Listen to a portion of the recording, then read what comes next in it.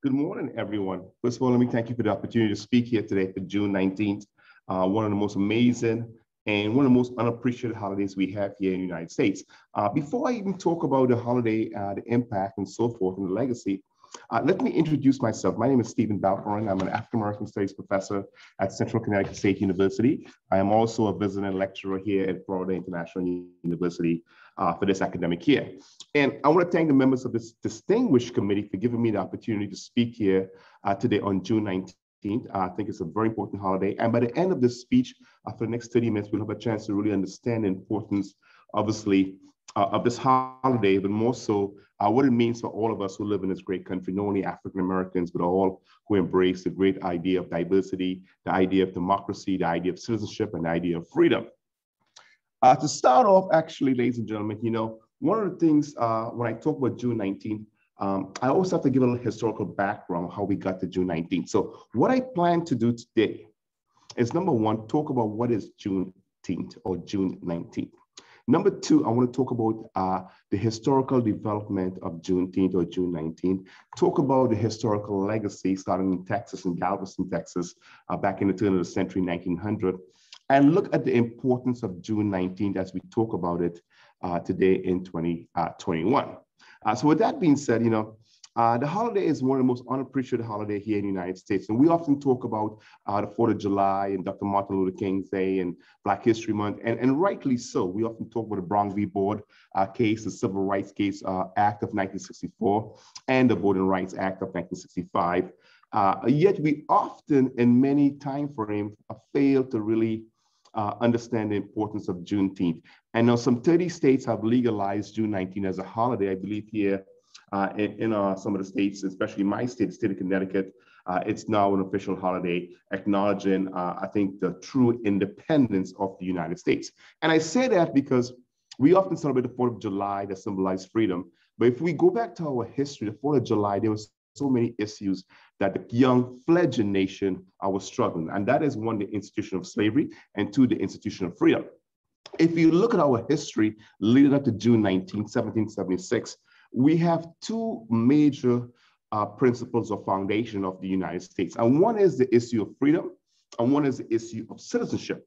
And if you look at the African-American experience, those two elements were never granted to African-Americans. So while we celebrate the 4th of July, as Frederick Douglass says, one of the most interesting holidays in the United States, the young country still was struggling with the institution of slavery. Some 90% of African-Americans were still embodied in the institution of slavery. So when our founding father Jefferson, who's writing Life, Liberty, and the Pursuit of Happiness, where all men are created equal, where we all have citizenship, inalienable rights, and so forth, we still have 90% of African Americans who were embodied in the institution of slavery. And many of the founding fathers, obviously, themselves had owned slaves. So it's kind of interesting that we struggle with freedom. We struggle with citizenship because the young nation struggled with the institution of slavery. So with that being said, I want to talk about what is Juneteenth or what is June 19th.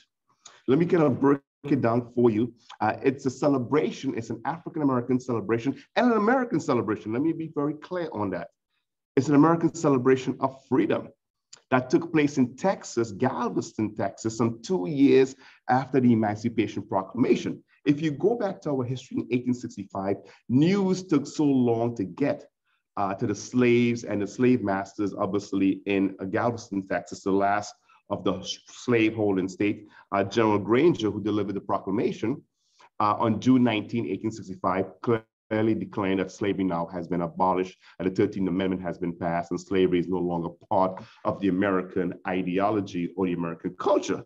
So Juneteenth, June 19th, ladies and gentlemen, represents the true freedom, the true 4th of July in the United States of America, not 1776, but 1865. For about the last 80 years in American history, at that time from 1776 to 1865, we struggled with that institution and those foundation of American democracy, that is freedom and citizenship. So that is what Juneteenth is. It's the day General Granger delivered the news in 1865, some 2 years after the proclamation of 1863, the Emancipation Proclamation, some almost a year after the end of the Civil War, that slaves in the great state of Texas were fully emancipated and they were free, okay? And that's obviously the whole idea by what is Juneteenth and the issue of freedom. So it's an African-American holiday. It's an interesting holiday. What's even more interesting, ladies and gentlemen, and I talk about this, Juneteenth and freedom is celebrated in 100 countries around the world. It's celebrated in 100 countries around the world, countries that never had an institution of slavery, but they do acknowledge that freedom was a very important element in the foundation of America and many countries. Indigenous countries, where indigenous people are often suppressed. You have some 100 countries that acknowledge Black History Month and Dr. Martin Luther King Day and Juneteenth because it symbolized something of those who were oppressed in history. And the African-American experience is something that has to be acknowledged and we taught here at all levels of institution of higher learning. So Juneteenth, ladies and gentlemen, represents the true 4th of July here in the United States. General Granger delivered class, as I said earlier, the troops obviously in Galveston, Texas, the orders number 3, as we say in history, the general order number 3 that clearly articulated the Emancipation Proclamation and the fact that slavery is no longer part of the United States. In all states, especially in Texas, slaves are to be free. And as a result, this went on all the way to the 1880s and 1890s, this holiday, but never really acknowledged. It's always been suppressed in many of the southern states because they were often scared of what they call Black freedom, Black freedom. And as a result, throughout our history, much of this history and this holiday and celebration is sort of suppressed. And it means much more. You know, Juneteenth, we see African Americans and people throughout this country celebrating barbecues and cookouts and so forth. You know, Juneteenth means more than having a cookout, than having barbecue and food and music. It means more. It means holding this country accountable. June 19, the African American, the true 4th of July, the last day that slavery existed in this country, it means more than having a cookout. It means acknowledging the greatness of this country, but also, ladies and gentlemen, acknowledging that we have made mistakes, acknowledging that the African-American experience is the experience that hold America accountable to the virtues of this great Declaration of Independence, the great US Constitution, where all men are created equal, life, liberty, and the pursuit of happiness. Juneteenth gives us that right to challenge the foundation of democracy here in the United States. So as the Civil War ended in 1865, slaves were all freed. Obviously, June 19th, we know the last slaves were freed. Interestingly enough, in the state of Florida, it was May 18th. It's when Floridians received the news that obviously that they were free, okay? And if you look at much of our history, we kind of talk about the dark side that led up to June 19th, and that is the institution of slavery. So I wanted to talk about that for a second because it's important to understand what June 19th is. We know that now. It's the true 4th of July. It's the last day in Galveston, Texas, when General Granger delivered the orders number 3 that clearly articulated that slavery has now ended in the United States of America, the Emancipation Proclamation from 2 years earlier. And as a result, that's the last slave holding state. But if you go back to 1776, as the country was founded, and this becomes an interesting foundation, obviously, for June 19th, because we talk about freedom. We are founded on a principle of freedom here in the United States. If you look at the Revolutionary War of 1776, the colonies where I'm from, Connecticut, are saying to England, we are not going to be your slaves. We want to be free. But yet, almost 90% of African Americans were still embodied in the institution of slavery. So though we celebrate the 4th of July and that great Declaration of Independence of countries all over the world, look at the United States, our history is a contradiction of false promises. Our history is a contradiction of false promises. And Juneteenth allows us to correct that mistake. June 19th allows us to really celebrate the 4th of July. Citizenship, freedom. And I quote from Frederick Douglass, the most famous American scholar, period. And he quotes, ladies and gentlemen, he talks about June 19th and the struggle of freedom. He says, when this nation was in trouble, in its early struggle, it looked upon a Negro as a citizen. In 1776, African Americans were citizens. At the time of the formation of the Constitution, the Negro had a right to vote in 11 states out of 13. In your trouble, you are made as citizens. In 1812, General Andrew Jackson addressed us as fellow citizens. He wanted us to fight. We were citizens then, and we are citizens now. End of quote. Ladies and gentlemen, Frederick Douglass is saying to America, only when you need us, we are citizens. Revolutionary War, 1776. War of 1812, the Civil War. Only when America needs African Americans, they're considered citizenship and they have freedom. And that's an interesting struggle because June 19th allows us to question America's true commitment. America's true commitment of freedom, democracy. The last hole-in state, Galveston, Texas. June 19th means more than having a barbecue, having loud music and cookout. It means holding this country accountable for the virtues of the Declaration of Independence and obviously the US Constitution. Citizenship and freedom. So that is what Juneteenth is. In the last 10 minutes, it's a celebration of the true 4th of July here in the United States. June 19th was the last day that slaves received the news in Galveston, Texas, that they were free. Some 2 years after the proclamation. And the reason why I bring this historical development of slavery is because we have to understand the contradictions of the United States. What do we do with the Black people? What do we do with them? That's always been a philosophical question posed by Ralph Ellison, John Hope Franklin, and all the major philosophers that study Black history in the United States. The right to vote, the fundamental right of democracy, the right of citizenship, that always has been denied to African Americans. And we have to understand the institution of slavery, how we got. If you look at our history leading up to June 19th, 1865, there were two major political philosophies. One, how can we keep the Union intact? And two, without disturbing the institution of slavery. And that our country was built around compromises. I think Lincoln said it himself. President Lincoln, Abraham Lincoln, who supposedly freed the slaves, said himself, and I quote from Lincoln, "My paramount objective in this struggle is to save the Union. It is not either to save or destroy slavery." This is the President of the United States, President Lincoln, who's saying that my intent is to save the Union, not slavery.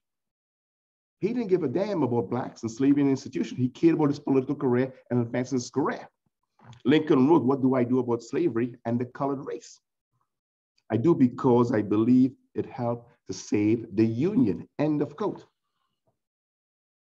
Even leading up to the Emancipation Proclamation, not all slaves were free. So we have that misconception, obviously, that the Emancipation Proclamation freed all slaves. No, it did not. It freed slaves in rebel territories. That's it. So our history doesn't tell us that. That's why Juneteenth is important, because it allows us to go back and revisit our true history, the true 4th of July, that monkey on our back that we call slavery.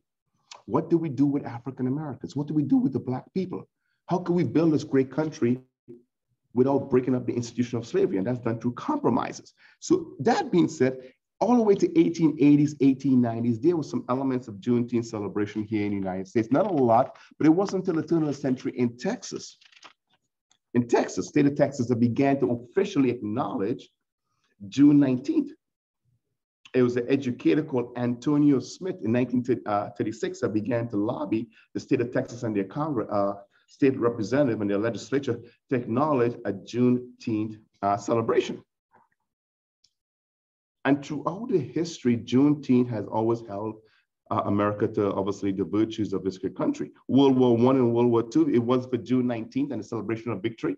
African Americans are fighting to liberate Europe. They are fighting in Europe to promote democracy and freedom, yet they are segregated in the United States. They are segregated here in the United States. Juneteenth allows us, ladies and gentlemen, allows us to fight for that freedom, to fight for that citizenship, to fight for that liberty. Juneteenth allows that. Throughout our history, without Juneteenth, there would be no Harlem Renaissance.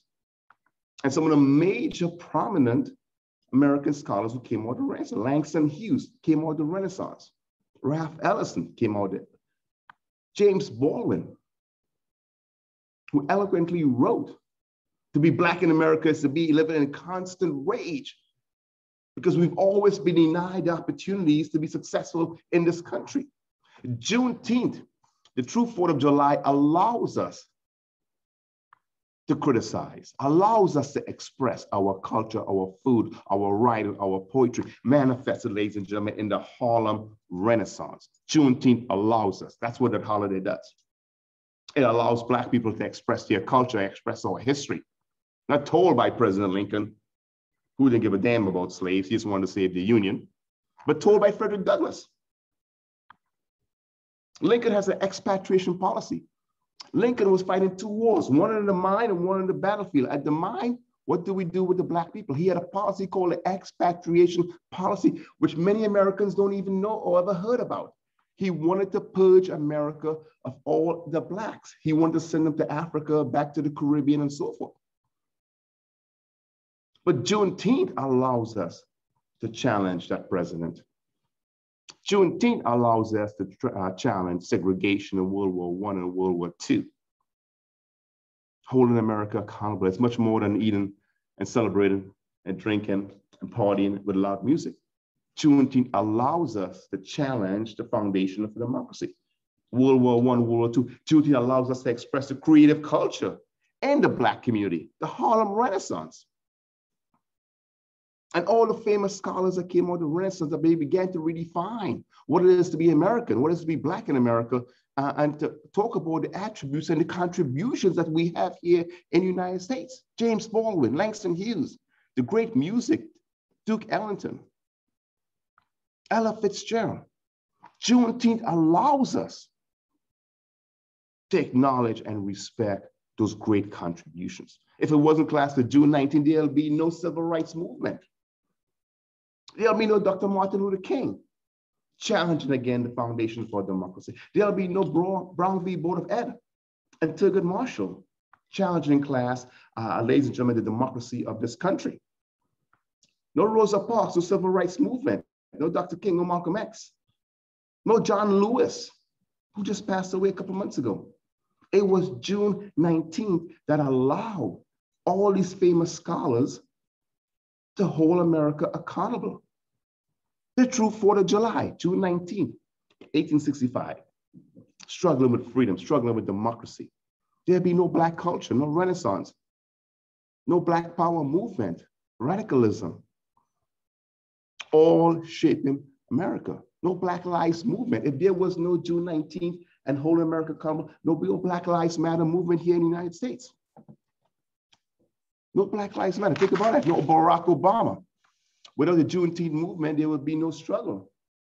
A rise of the Phoenix with an African-American president coming out of nowhere to lead this great nation.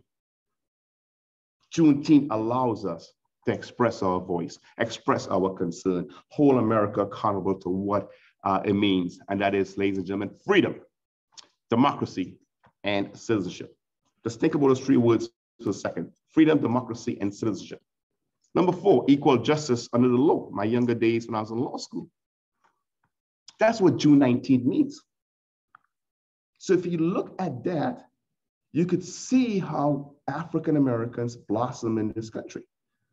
Because throughout the history of this country, we have suppressed their history, their culture, their music, their food. But June 19th allows us to be Americans, to be true Americans, to be part of this great fabric interwoven with so many cultures that makes us great. It was June 19th that gives us the foundation of America's first music. The DNA of America's music is called the Delta Blues. Gotta love the blues. Gotta love the blues. It was June 19th that allowed us to express ourselves in music. 1890, born in the South, in the Mississippi Delta, that becomes the foundation of all American music. It's called the blues, the Delta Blues. Look it up. It was June 19th. And the right to protest and the right to criticize and the right to express for freedom and the right to hold America accountable that gave rise to what he called jazz. Jazz, rooted in the blues, that led to what he called rock and roll, that led to what he called rhythm and blues, R&B, the Motown. In one of my books, how Motown, our dance, Jim Crow, that leads to funkadelic, that leads to disco, that leads to hip hop. It was June 19th that began to pave the way for America's greatest asset, and that is Black music. Just don't kid ourselves, Black music. Music. The Temptations, Marvin Gaye, Aretha Franklin began to express themselves because June 19 gave us that freedom we've been looking for in this country. That freedom. It was June 19th that gave us the Harlem Renaissance. Black soldiers fighting to defend America. Black soldiers fighting to promote democracy in the free world, in Europe, to end Nazism, fascism. It was June 19 that gave those soldiers the pride to go. They had a voice, they had citizenship, and they were free. It was June 19 that led the Brown v. Board. It was June 19 that led the Chicano movement, the civil rights movement out in the West Coast. It was June 19th that paved the way for our indigenous brothers who are still locked up in reservation to have a voice, to have a say. June 19, ladies and gentlemen, is much more than a holiday, much more than eating and drinking and partying. June 19 means holding America accountable to all the great virtues that this country has allowed immigrants to achieve, to enjoy, but kept African Americans away. It gave them a voice. June 19 gave them that voice. The right to be heard in a democracy. Isn't that the foundation for democracy?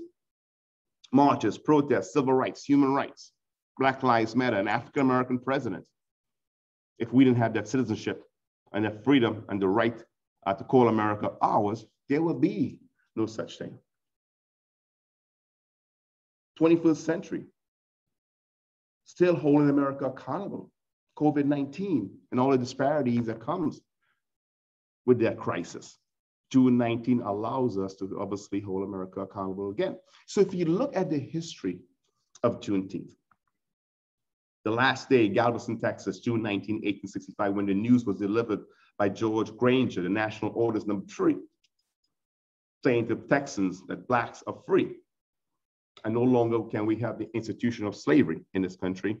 That's no longer part of American culture or ideology. That's manifested in the 13th Amendment. June 19 opens the floodgate for African Americans to call America home, call themselves Americans, but also allows us the right to be heard, the right to express the fundamentals of democracy, citizenship. It is the true 4th of July. If you look at the 4th of July and read Frederick Douglass' speech on the 4th of July,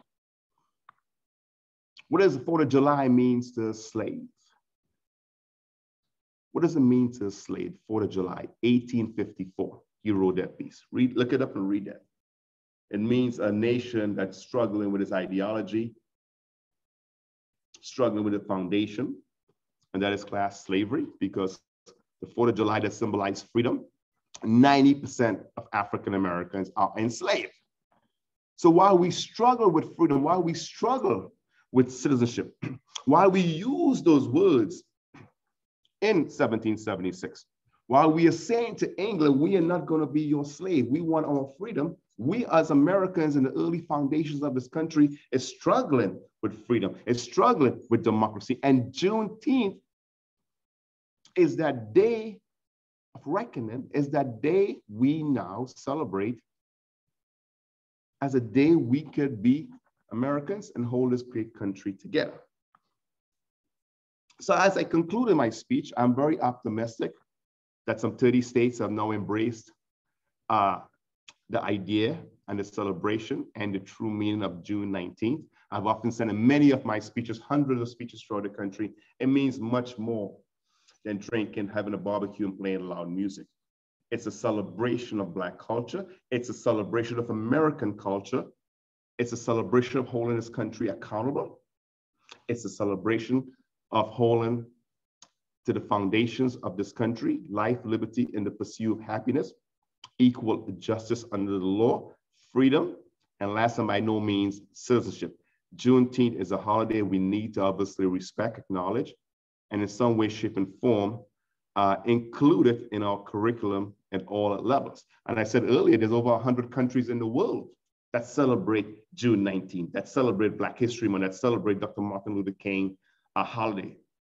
because those foundations allow these countries to really question government and their democracy. So with that being said, ladies and gentlemen, the next time you sit down and look at June 19, don't think about it as just another holiday, it's another day off. I think we as all Americans, Caribbean Americans, African Americans, Italian, German Americans, Jewish Americans, all of us who live in this great country, let's take some time to reflect on the true legacy of Juneteenth. It means much more than the last day of slavery, the last day the news reached in Galveston, Texas. It means more than that. It's a political holiday. It has given a voice to many people in this country who never had a voice. It gave African Americans an opportunity to live and be part of America, question the democracy. Turn of the century, it has evolved into a prominent holiday in many states, including Texas. It gave African Americans the voice to serve America, World War I, World War II. It gave rise to the Harlem Renaissance. It gave rise to Black music. It gave rise to the Civil Rights Movement. It gave rise to the Black Power and Black Lives Matter movement against holding America accountable and giving people a voice. It gave rise to our first African-American president, Barack Obama. Without the Juneteenth and the struggle for equality and to understand the voice that had to come out and to be heard, we probably would never have a Black president. We had one. We had a Black family, first family. Because of June 19th, it allowed African Americans to really express themselves either politically, culturally, socially, economically. It allows us to be part of this great country and to give us a voice. So June 19th, ladies and gentlemen, is our true 4th of July. Let us be clear on that. Let me be clear on that. It's the true 4th of July. When we celebrate life, liberty, and pursuit of happiness, not 1776, when 80 or 90% of African Americans are still embodied in slavery. How can we celebrate, as Douglas says, it's a sham. It's a sham. This country was built on shams. Lies, deceptions, as Douglas says. How could you celebrate 4th of July and Black people are enslaved? How could you have a Declaration of Independence and Black people are enslaved? How could you have a US Constitution that talks about freedom and democracy and Black people are enslaved? It wasn't until June 19, 1865 that the true foundation of American democracy is now displayed and bestowed upon all. So I thank you for the opportunity to speak today. I thank you for the opportunity to understand June 19, much more than a holiday of celebration. It gave rise to Black culture, Black food, Black music, Black politicians, Black businesses, Black sports. It's a holiday that really held whole America accountable to the values of this great democracy. And I hope we take our time off, some time off anyhow, to reflect on what we all can do to talk about June 19, talk about freedom, pass that knowledge on to kids, whether at the high school, college, or even our communities as we are doing here today. So I thank you for the opportunity.